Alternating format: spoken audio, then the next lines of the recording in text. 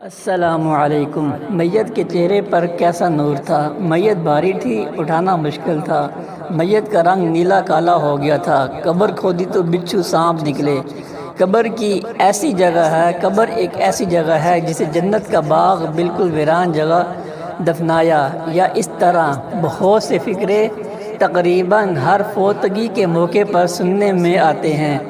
تھوڑا سوچئے، کیا یہ اندازے لگانا، یہ باتیں کرنا آپ کا کام ہے؟ کیا آپ کو پتہ ہے کہ آپ ہر وقت کیسے آتا ہے؟ جو باتیں کر رہے ہیں آپ کے پاس اس کا علم ہے یا نہیں؟ میت پر کیا گزر رہی ہے آپ جانتے ہیں؟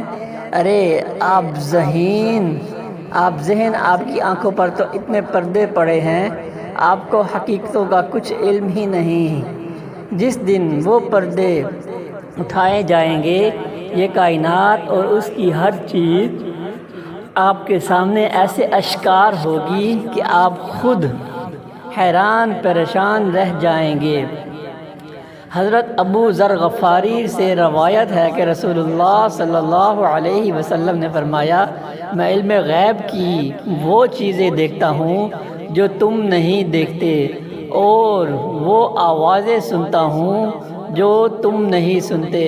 آسمان چرچرا رہا ہے اور حق ہے کہ وہ چرچرائے۔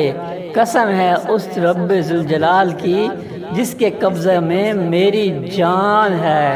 آسمان میں 4 انگل جگہ بھی نہیں جہاں کوئی نہ کوئی فرشتے اللہ کے حضور میں اپنا ماتھا رکھے سجدے میں نہ پڑا ہو۔